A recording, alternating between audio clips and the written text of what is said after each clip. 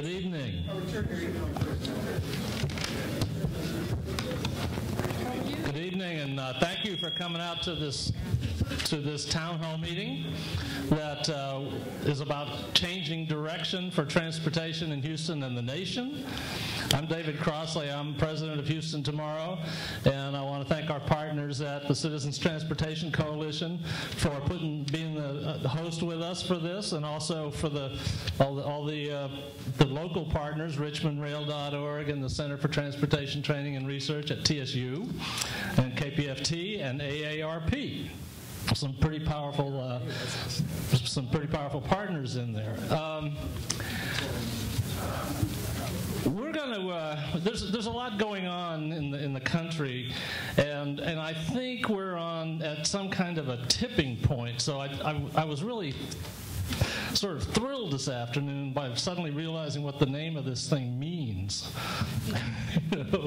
and that we actually are enormously changing direction in America. And here's some of the reasons. We all know all these things that are sort of on all of our minds all the time.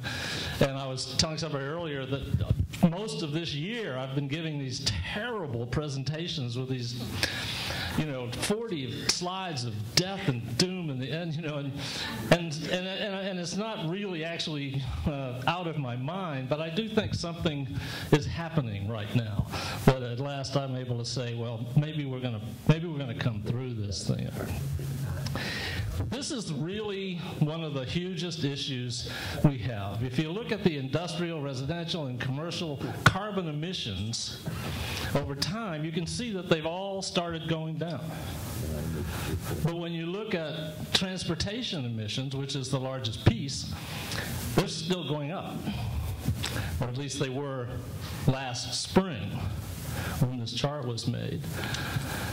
When this chart was made at the same time, we were seeing that even if, could we, by the way, have some lights off? Or this is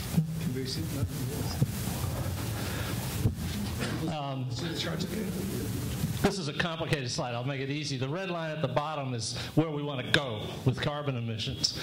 And so you can see that no matter what the mile per gallon is of the cars that the Congress might be pushing forward, or how good the fuels are, CO2 emissions continue to rise because of this line up here at the top. That's vehicle miles traveled. That's how far we drive every year per person.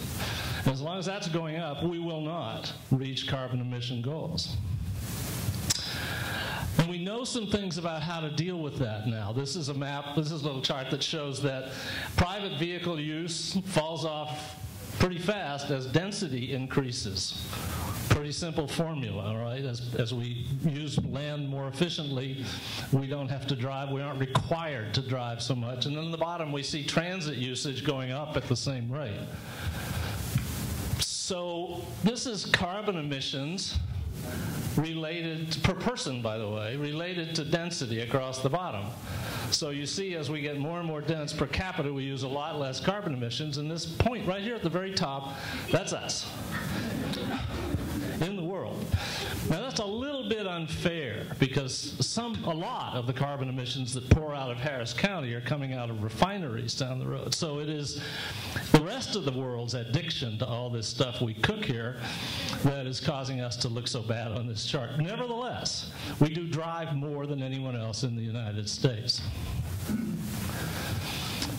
But recently we saw this really interesting article in Esquire magazine. Nate Silver, who was the guy who called the presidential election within a decimal point, and so everybody watches what he does and says he thinks there's been a sudden decline in American driving, and we know for 16 straight months Americans have driven less miles than they did ever in the past. And the prediction for that was up here, and what's happening is down here. The behavior is actually changing, even 16 months after the $4 gasoline. And then Joe Roman, a lot of people think this is really crazy, but he is saying that carbon emissions may have peaked in 2007. That doesn't mean we're doing less now than that. It just means that the growth has slowed down to some extent. And this is science beyond me, so I just put it up there because it was interesting and hopeful. So a couple of years ago, to kind of start to deal with this notion of having to drive too much and not having any choice about it, this organization called America 2050 started calling for a national infrastructure plan. And then last year, a bunch of organizations, including Smart Growth America, formed this big coalition called Transportation for America. And the whole purpose is to address the transportation reauthorization bill that we hope will actually go through the House in June. And sounds unlikely that the Senate will pick it up and get it done by September when the old bill runs out, but who knows? And this is an opportunity to totally change the way we do transportation and build our cities in America. These are the national partners, and they are some heavyweights. They include AARP, America 2050, the American Institute of Architects, American Planning Association, Public Health Association, the National Association of Realtors. This is a huge and very important coalition that is actually already showing, its work is already showing up in the memos that Chairman Oberstar in the House is actually bringing forward as the basis for the plan. So there's a lot happening that is really very hopeful, that is very transformative. And the partners in Houston are Citizens Transportation Coalition, Houston Tomorrow, and Morris Architects. It's easy to go to t4america.org and put your group on, sign up to be a partner, and get involved in this thing. So this is the route to reform. It's the executive summary of a blueprint for a 21st century federal transportation program. And its main recommendations are for a new vision for transportation and to restructure programs to support those visions and objectives, and reform the agencies and the decision-making process, and revise transportation finance. I won't go through I always think I'm going to read these things, but of course I don't. But the point is that we are going to talk about doing everything different. One of the great lines that comes out of T4 America is that over the last 40, 50 years, we built this huge highway infrastructure. That was the first half of our transportation infrastructure. Now it's time to build the other half, and we all know what that is.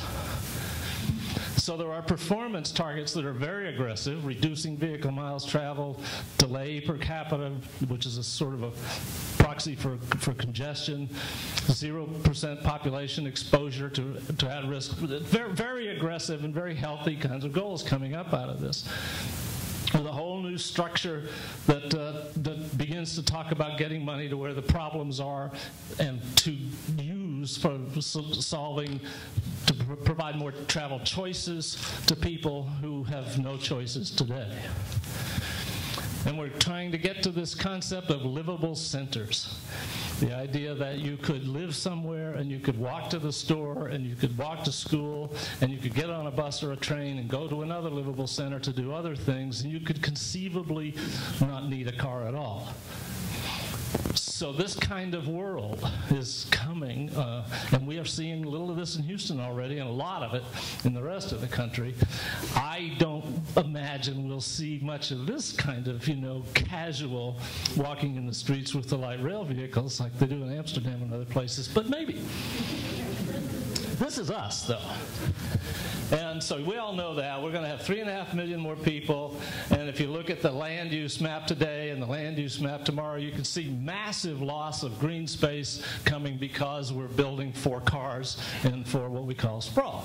And it's largely because of this line on the map, the Grand Parkway. And the purpose of that, as TxDOT has said, is to open up land for development. And they don't say so people can drive further every day than they do now. And there it is, the Grand Parkway, as it would strike out across the totally vacant Katy Prairie. And we'll have, by the way, 8 intersections out there. And there are no roads for those intersections, but they sort of go off to somebody's dreams. We all say that Houston was designed around the car. Not true. It was all based on transit, and we had this kind of a transit system in 1927. Walkable urbanism is what Houston was all about. Then we did, Plan B. And even today, what this map shows is that the green in the middle is those old transit neighborhoods where people actually still drive far less than people outside those areas because they were built to be convenient.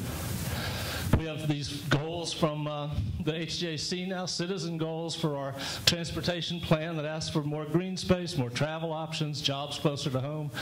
And we're working on this idea of multiple livable centers and economic clusters and sustainable networks of access, mobility, and green infrastructure. Jeff Table will talk about this livable centers idea and about the sustainable mobility idea at HJC. And when you stare at the population and jobs activity, you can actually see where you could connect things together. Those dark places are dense enough to support very high quality transit. And sure enough, this is what we're going to do. There are a whole bunch of centers about to be connected by 2012 or 13 with this new metro system into this idea of reconstructing the automobile city into urban, suburban, and rural areas. And I won't talk about the sprawl part. So we'll see things like we see in Germany already, where there's a center up here and a center here and a center here, and it has its own circulation network, and they're all connected together. Cities look like that with green space on the outside. All the old Garden City idea, and there is the original Garden City. You could get 64 of those in Houston, which would give us the same number of people living in Houston as we have now, but 83% of the land would be green space. And so this notion of having nature in every neighborhood, we win because we have so much water that we can have these bios and streams and springs and so forth everywhere, and we just have to slowly bring them back to this as opposed to what you see. So we're looking for a sustainable Houston where at last we start to talk about quality of life having some equality to standard of living. So if you think about that, it's not the same thing at all. So sustainable Houston ultimately is going to mean a place where development means qualitative improvement, not necessarily everything getting bigger and bigger and bigger. Something we haven't actually talked about before. So today we're going to talk about lots of ways to move and to challenge some things that we're doing now, and hopefully to get some ideas from all of you that will help move us along the road or the track to a sustainable Houston. So if I could introduce Leo Gold, who is going to introduce each of our panelists tonight. And I have to say, this is amazing that we're able to drag these people out here and actually get them to only talk for 5 minutes. I mean, these are people who are very good at what they do and are accustomed to expounding. As actually, I can't believe I just did that in 12 minutes. Yeah, I usually do something in the neighborhood of 130 slides. This was only 40. So we'll see what happens here. But this is going to be a great program, and we are very lucky to have, as a moderator, Leo Gold, who hosts the New Capital Show on KPFT. Pacifica, I'm sure all of you have heard that. It's a wonderful show. He's hosted that since 2002, and it's got a pretty big audience from all across the spectrum. So I think he's a great guy to do this. I just noted I'm interested in this because I'm getting into some land stuff, but he's a conservationist who owns a private nature preserve in Colorado County, Texas. So I don't know that we'll hear about that, but maybe. Okay, Leo, and let me see if I can switch this. And by the way, you won't be able to reach this thing if you leave it in the little holster. You'll have to hold it in your hand.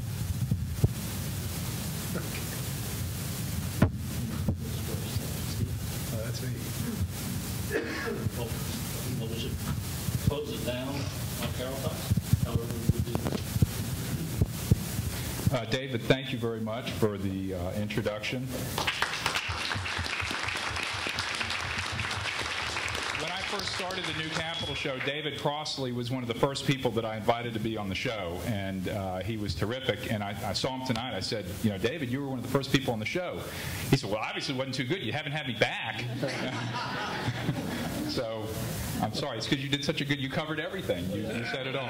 I think it's safe to say there may be nobody who is a more passionate advocate of a sustainable, a personal, a beautiful, a more human city than David Crossley. And really, that's at the heart, I think, of what we're talking about tonight. Is making our city better, expressing our pride in our city, making it a city that we love even more than we do. So they're very human emotions and feelings at the heart, I think, of what may come across to many people as just esoteric transportation issues. Very human issues at the heart of this matter. We have a very distinguished panel, and frankly, we have a very distinguished audience. I can see that. I've recognized many faces here, and so this is terrific. Turn your cell phones off or down or whatever if you haven't already done that, please. I also want to note that we may think that change comes slowly. It does come slowly, but I do want to note that today the President of the United States, with auto executives standing behind him, declared higher mandatory fuel standards for the automobile companies, roughly an increase of about 50%. So change may come slowly, but change does appear to be coming. It's very, in my opinion, very dramatic scene at the White House today. So I certainly didn't want to let the evening go by without recognizing that. How many drove here tonight? Raise your hand. Keep your hands up if you drove here. Yeah. How many got here some other way? Yeah. Terrific. So there we have it. There's the challenge. I want to go down the line and introduce just very briefly our guests. And we're going to go in order here. Carol Lewis. Carol, almost on the end, next to Stephen Kleinberg. Carol is going to explain the importance of federal transportation reauthorization legislation, and she'll make observations about opportunities for different funding priorities, safe routes to schools, demand response, transit, et cetera. So we're going to learn a lot about that. Stephen Kleinberg, who's at the far end, is going to talk about public attitudes about transportation in the Houston region and how they're changing. Robert Heineman of the Woodlands Development Corporation is going to talk to us this evening about the role of access and mobility in planning a community. Jeff Table is going to talk about livable centers and identify opportunities to significantly reduce travel demand on area roadways. Marla Turner of AARP is going to talk about transportation needs of seniors and how making our city more elder-friendly will in fact make it more people-friendly. And Christoph Speyer of Morris Architects is going to highlight disparities in how the federal government funds highway and transit projects. So without any further ado, we will turn to Carol Lewis. Carol is the Associate Professor of Transportation Studies at TSU and Director of TSU's Center for Transportation Training and Research, educating students on the fundamentals of transportation and urban transportation issues. Since 1992, she has conducted research for the Texas Department of Transportation. It's TxDOT for those of you who've never heard of that organization. Prior to joining TSU, she spent 15 years as manager and director of planning at Metro. Dr. Lewis currently chairs the City of Houston Planning Commission. Dr. Lewis, nice to have you with us this evening. Should I come up here? You can. All the speakers, you can either stay there if you want to stay seated, or you can come up here. It's your choice. Aim to please. Okay. Okay. Thanks.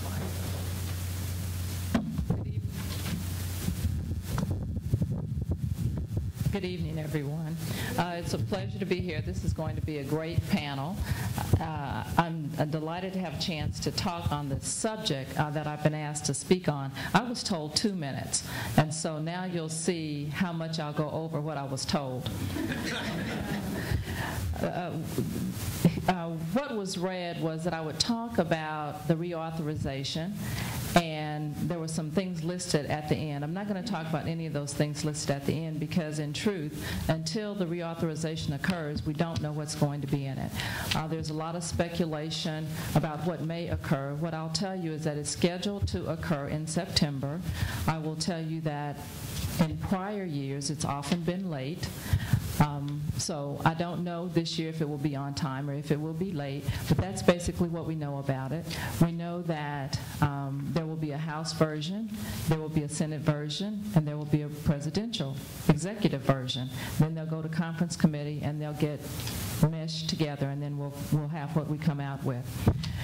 A little bit of history about it. I think when we talk about what we can look for, it helps to look and see what has occurred with that reauthorization over the years. The first time we actually had this series of bills was in 1991, and we called it ICE-T, the Intermodal Surface Transportation Efficiency Act. And we were all very excited about it because what it purported to do was to break down the walls between all of the different modes, and everything had always been funded. You know, there were the highway funds, there were the transit funds, and the two never met.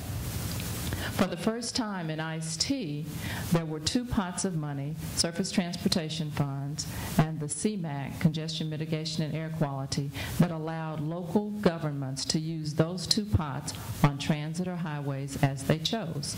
Well, it just so happened that that was my PhD dissertation, and looking around the country, what I learned is that there was not one of the 50 states that took that pot of money and spent it only on roadways. So I thought that was very interesting. I mean, Utah, North or South Dakota, every state, when they had the opportunity to take one of those two pots of money and use it any way they chose, every single state, all 50, chose to spend at least a portion of it on transit, and they didn't have to. Now, the thing that also did is because the federal money comes as a match, it meant that the state also had to put up more money for transit. So since 1991, we've seen an increase in the proportion of funds that go to transit from beginning with ICE-T, because with each reauthorization thereafter and the next two, T21 and Safety Lou, all retained those two pots of money. The second thing I'll tell you about those is that each of the three, the ICE-T, which came first, the T21 that came second, and then the Safety Lou, which we're under now, each of them increased the amount of money that was allocated. So there's more money that's coming out of the federal government for transportation. Now, in a very infinitesimal way, the transit portion is being increased across those. So we're making, from a transit perspective, if you're a transit advocate, there are just slight advantages that are occurring, at least through the last three, and we'll see what happens with this one. Given that President Obama has verbalized that he's really supporting less dependence on our driving and more support for urban transit and intercity transit, we can speculate that we're going to see a big push for more transit dollars in those bills. The other things that they had in them, I think T21 was the first one that offered a full livability component that allowed communities to go in and use a part of the funds to support a mix of how your housing and your retail and all of the uses come together, integrated with the transportation. Because, again, talk about how we generally do planning in our communities, and we ordinarily allow everything to happen on its own. Somebody does housing, somebody does sewers, somebody else does, water. And so we're not really pulling all of them together and doing what we would call a real comprehensive integrated job of planning. And so the whole idea of the livability money allowed that to at least begin to happen. There's not a lot of it, but again, from a very seed perspective, it allows that conversation to begin. The other thing I think I would want to say, and then I'll take my seat and we'll hear from others because I'm probably approaching 5 minutes. Classes are at least an hour and a half, right? Okay. As we talk about this, and David started off saying, there's a general sort of swell in this country we haven't honestly perhaps been proceeding with our transportation and planning and such as we should have, and maybe we should, sort of rethink, how we pull things together and how we move around and the like. And what I offer to you is, I've said for a very long time, I think we're on an ocean liner, and side tidbits, because this is important. The first federal money for highways was granted in 1912. The first federal money for transit was granted in 1966. So when you see the difference in the amount of dollars and the duration under which we've been funneling money into highways and roadways, it's not surprising that for the majority of us, we depend on our cars. And I wanted to say that I did come in a 4-liter injected engine. Even though I drove. But the point I'm making is that our whole system is set up for what we have. And so it's like we're on an ocean liner, and there are many, many people saying, whoa, stop, we want to go another direction. But the captain can't turn it because everything is moving the ship in that direction. And so when I say that, what do I mean? Our DOTs, all 50 of them, are set up to build roadways. They do have public transit sections, but they're very, very small. Many of them don't have any planners. They only have engineers. The universities are all set up to train engineers in how to build, design, and operate roads and transit. There are very few programs that teach an engineer how to build and operate transit. It may be one class out of the 13 classes that they have. So the point I'm making is that while we talk about there's this spirit of change, nothing in our what I'll call our professional infrastructure, our educational infrastructure is set up to help us to move in that direction. And so that's the challenge that I'll leave you with, that we know we want to move in another direction. We know that there needs to be more balance in our system. And I would be one who would say that I think many of us who advocate that are often seen as transit advocates, and I think we're seen that way because we have to, because we're sort of trying to pull the pendulum to the middle. And I would say that we actually do need some new roadways, but we don't do a good job because we're trained in that silo sort of organizational way. We don't really have a background or a basis upon which to say, okay, here's a corridor, we have a travel need, should we address it by a roadway or transit? There's no way that we can do that, and I think that's how we need to be set up. So as I take my seat, those are my thoughts, and hopefully we'll hear more about those and others from the other speakers.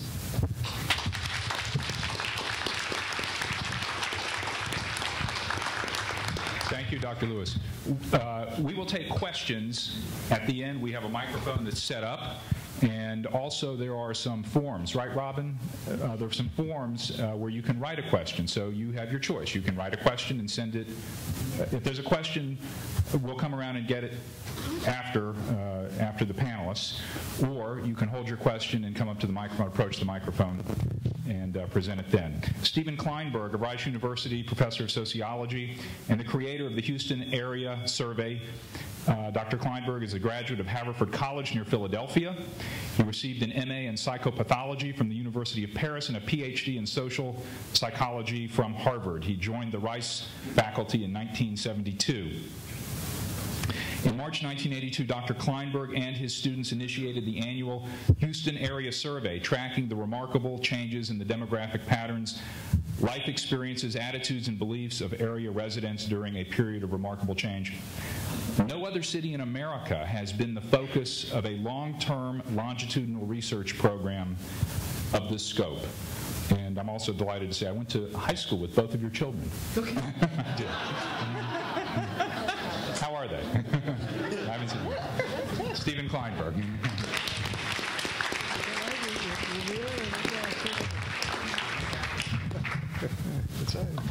Well, thank you. I'm delighted to be here. We've been doing this survey now for 28 years, taking a representative random sample of Harris County residents, reached by random telephone numbers, a random adult chosen in each random household, asking people with identical questions over the years, how do you see the world? What's been happening in your life?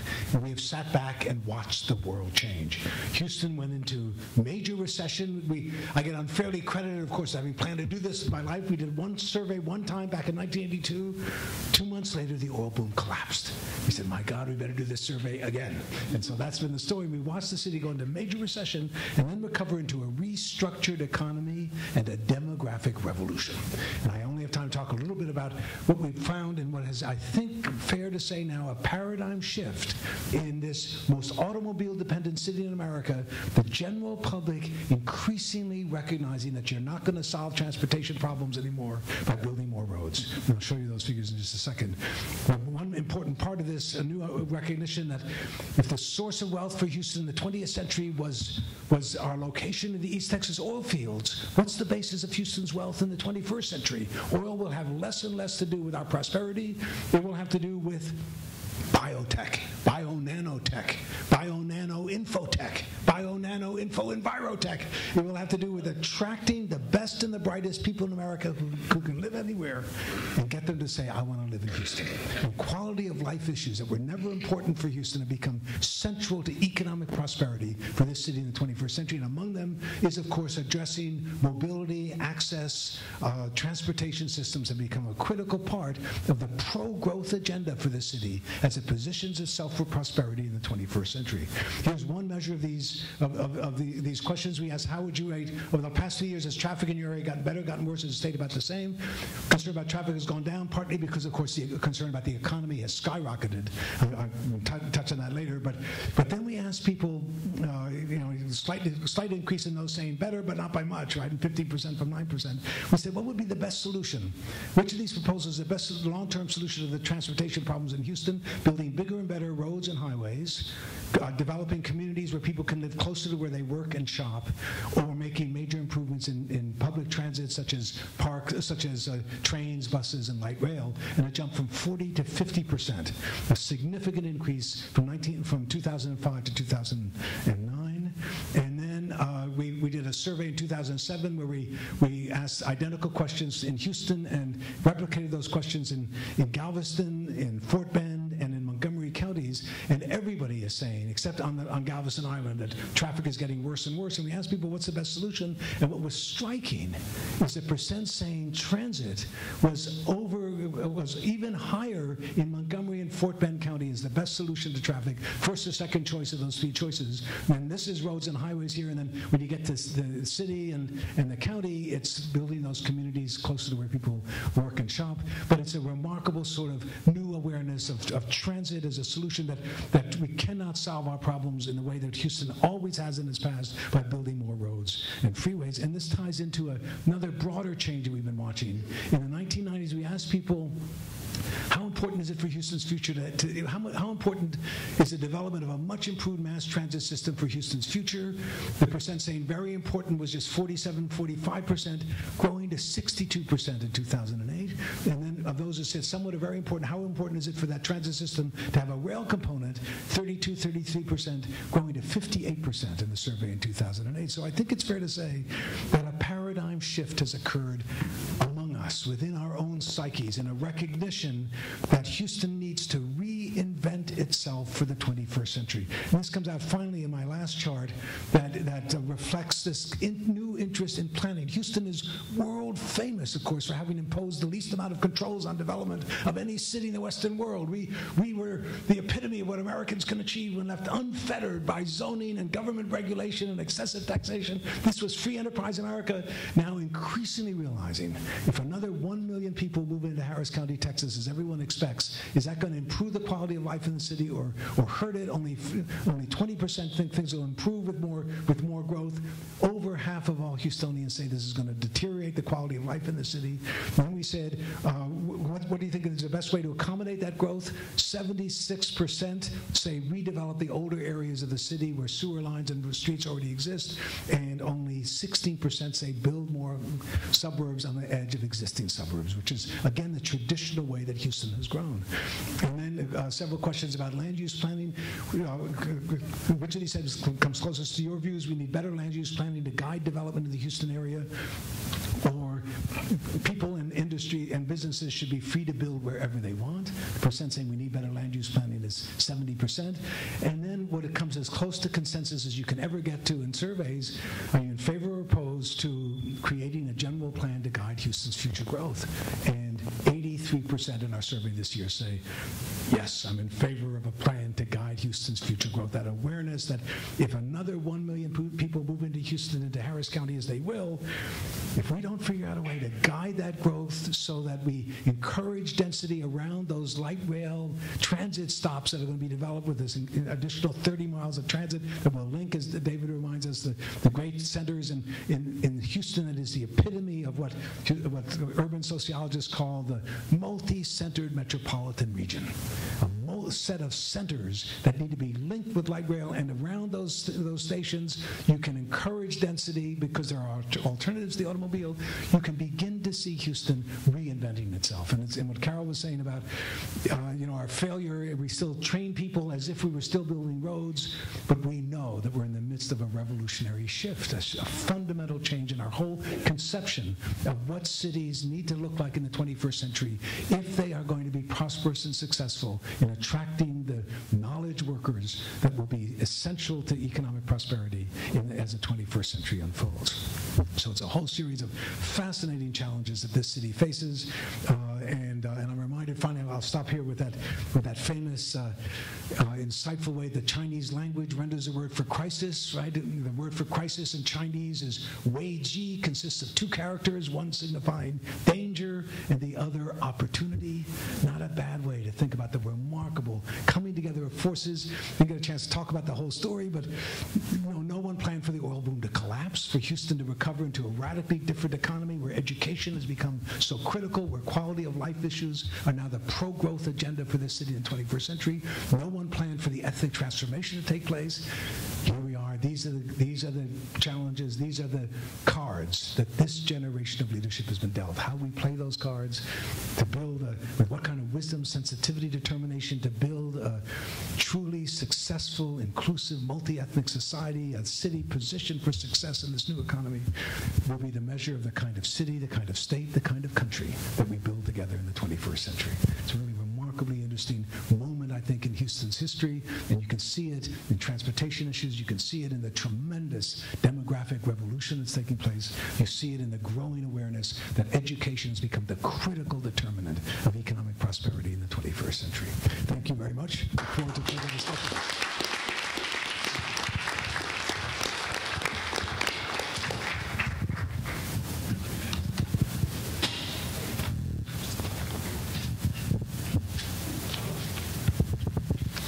While we're getting the slides ready, Stephen Kleinberg, there was, these magazines like Fortune or Money, I can't remember what it was, are always running these specials, best places to live now.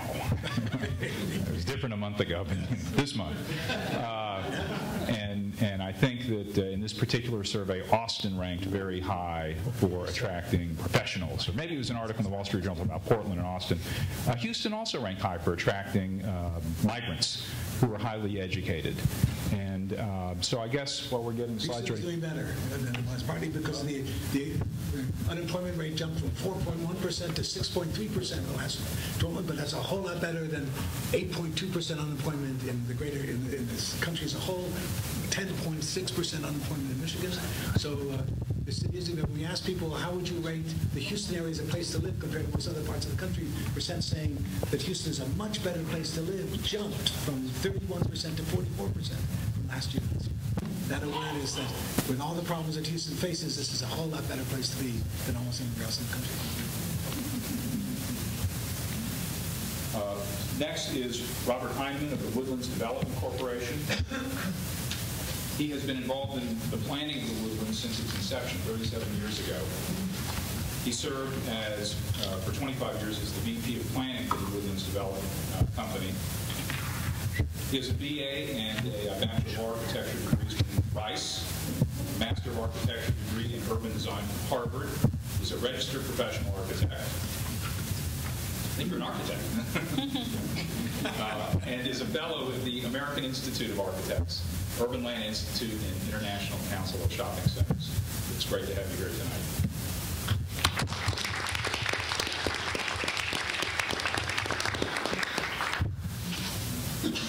Thanks very much. First, as a developer, after the Allen brothers, the Woodlands would like to take first steps on a $1 billion to Houston area residents would be moving over to Houston area. The mic turned off.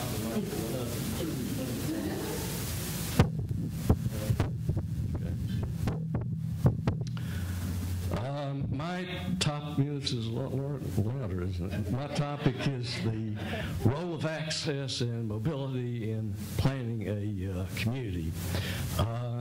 To date, the Woodlands is known primarily for its preservation of the natural environment. And I believe in the future it will be known more and more for its mobility system and its integration of mobility, transportation with land use, density, and the other elements which comprise a community. And also its downtown area, which is rapidly emerging as a very urban, mixed-use, high-density, pedestrian-friendly area 25 miles from downtown Houston. One factor that most people don't know is the Woodlands is a major employment area. And this factors into EMT or VMT or vehicle miles traveled. There are more jobs in the Woodlands than there are houses, by about 20%. And in the mornings, more people commute into the Woodlands for work than leave, by about 10%. 43% of people who live in the Woodlands who work actually work in the Woodlands. So 57% live work outside. And the average commute inside the Woodlands is about 4.5 miles. One difference, transportation difference in the Woodlands and the Houston area is our major thoroughfares are really designed more as parkways.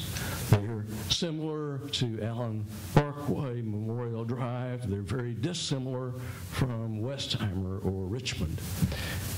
There's a forested landscape buffer along every major thoroughfare. There are very few curb cuts, which obviously diminish the carrying capacity of the thoroughfare. And one major difference is commercial uses, high-density uses, are clustered rather than spread out as strip development along a thoroughfare.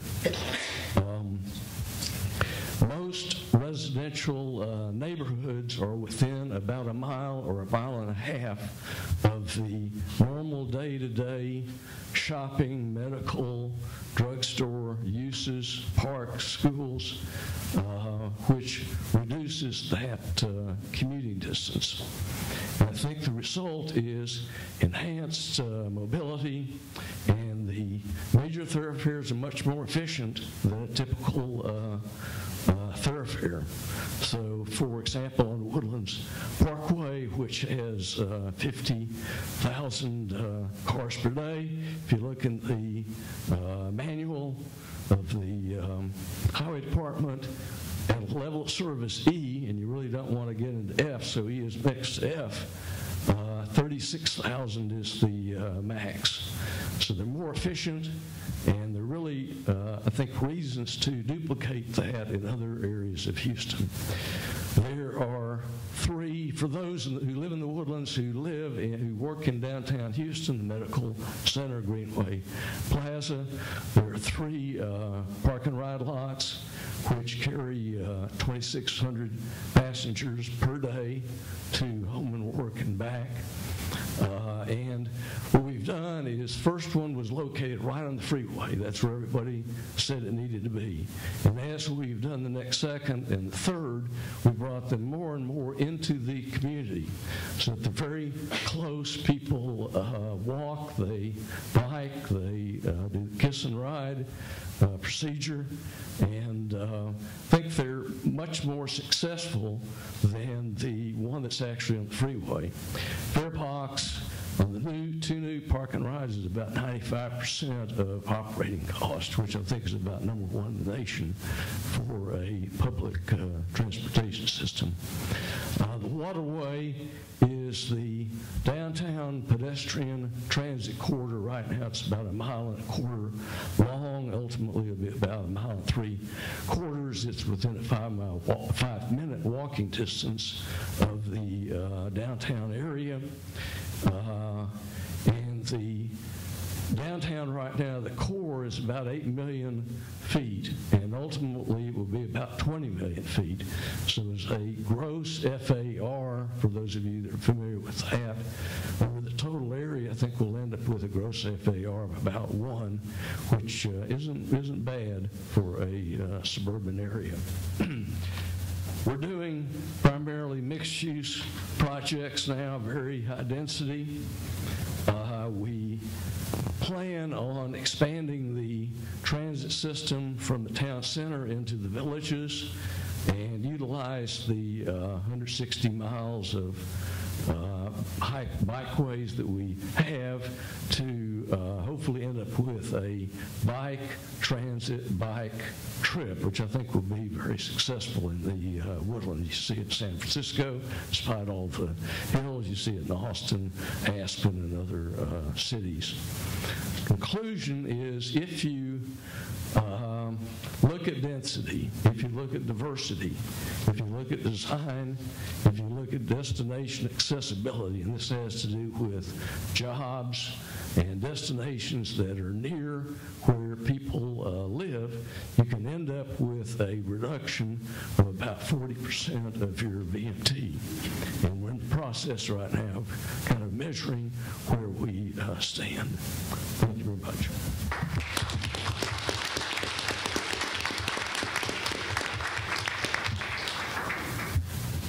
Robert, whenever my wife and I go to the Woodlands for a concert or whatnot, she always says, "Remind me again why we don't live here."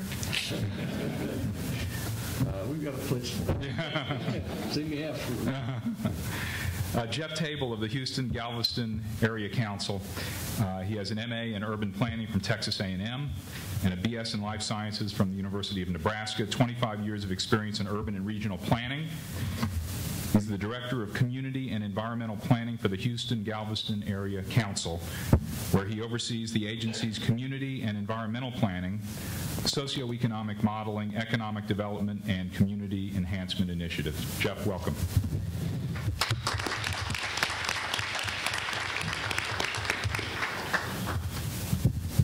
Thank you, and apologies to Robert, but I had to keep it fair and balanced and start this off with a picture of the Sugarland Town Square.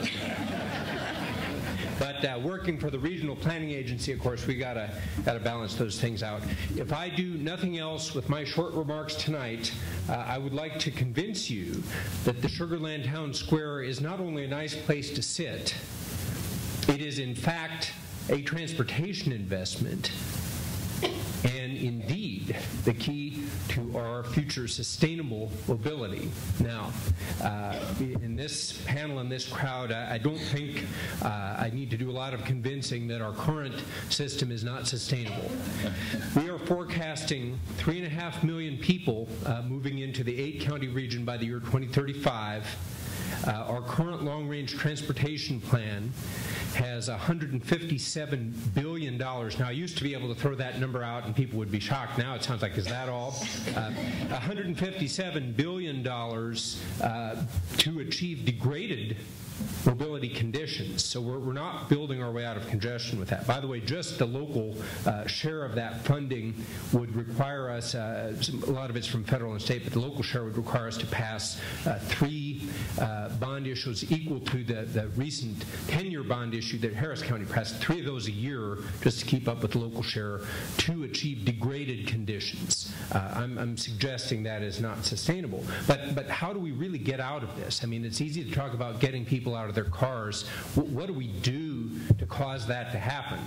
We've studied a lot of different places, and the answer is not profound. It's already been alluded to tonight. We do that by putting stuff closer together.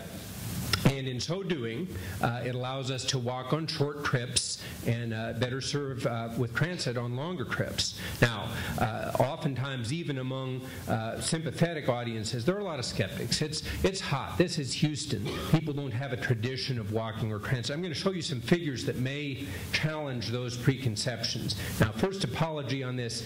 This is data from 2000, and it's a little bit abstract, but we took the largest activity centers, we took the densest mile radius within those centers, and we looked at how much vehicle travel is going on the streets per employee. We use travel per employee because unless you're going to a park or to a friend's house, there's probably a job on the end of your trip somewhere. So that's our mini travel demand model, and that's what we found. Medical center, the shortest, ranging up to West Chase. Well, big deal. What do those numbers really mean? Regional average is 51 miles. So what we think is happening there is that lab tech who needs to run some test results over in the med center is going across a skywalk, or somebody downtown who forgot the anniversary card is going into the tunnel to get it. Or even in West Chase, if somebody has to make a driving trip to lunch, it's a short trip because you've got an intensity of activity there. I'll leave it up to you to think whether you think those figures have gone up or down since 2000. So that's just short trips. Now, most people, they're most time in their cars on the commute. What about that? Well, that's transit, obviously. But again, density comes into play. Downtown, we're already at 36% trips to work via transit. Med center, fraction of the service, 8%. Again, if you can put 50,000 jobs within walking distance of a stop, you can run trains on a 5-minute. It's very hard to run trains down the Katy Freeway frontage road with any kind of level of service with those work patterns all dispersed. So sort of like Robert was talking about on a macro scale, creating this connected network of dense walkable places, we really see as the only key, honestly, to reducing dependency on vehicle travel. As David alluded, we have a new program called Livable Centers that is trying to incentivize these places. We have calculated that if we captured about 40% of that new growth in places like this, we could reduce the increase of vehicle travel by about 10%. Now, that may not sound like a staggering number, and it's not. I don't want to give people the idea there's a panacea out there. It's not a magic bullet. I've heard it termed a magic buckshot, though. We might as well do this because it also has significant environmental, and I would argue economic and quality of life benefits as well. In the transportation plan, we're now implementing, as David alluded, we for the first time have provided funding both for planning studies and implementation projects that include sidewalks and intersection redesigns, and that is a list of the places we're doing the projects. You'll see that there's a wide diversity of very urban locations as well as some rural and outlying areas that we hope will be associated with new commuter rail starts. And if you look at where these are on the map, you can begin to see, as David showed you earlier, imagine a network that we're really moving towards, I think, in the long term of the region. Now, those are not all signed up for our Livable Centers program, but you could imagine instead of that sort of sprawling map that David showed, what if we had a more focused map where we had some consensus on massing jobs and retail and housing in places and providing first-class transit connections. So we're right now engaged with a number of our communities, something we call the SPI, or Sub-Regional Planning Initiative, where we can get kind of down to that systems level and figure out a better way of coordinating these kind of investments. So hopefully I stayed within my 5 minutes. I think our true future of sustainable mobility may look a little bit more like this. Facilities that are not designed so much to how many cars can they carry at peak hour as to what kind of travel choices can they really provide our residents. And if you want more information on this, I'll leave this up while we're queuing up for the next speaker. Feel free to contact me or go to our, well, put that up later on if you like, and check out our website. Thank you very much.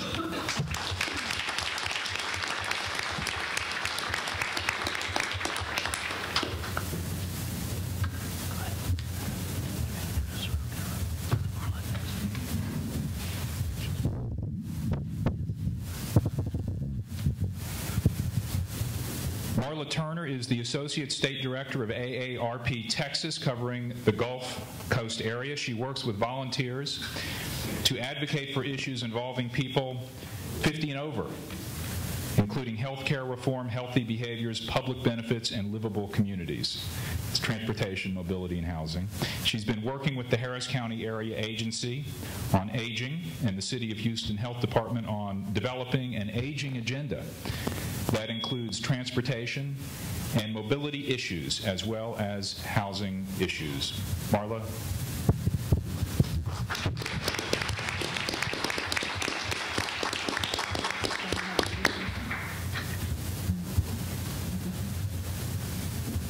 David, what's the forward? Is it the right? Is it the right? So if you push the right arrow there, that should get you the next slide. Okay. Great. Thank you. AARP is very involved in what we call livable communities, very similar to livable centers. And basically, in that role here in the Gulf Coast area, I also serve on the Harris County Area Agency on Aging Advisory Council. And we had a meeting with Bill White one day and said, what are we going to do to make Houston, Harris County an elder-friendly city? And everybody went, huh? Well, if we can be elder-friendly, we would be people-friendly. And actually, we have an aging agenda. Unfortunately, I don't have any with me tonight, but we do have an aging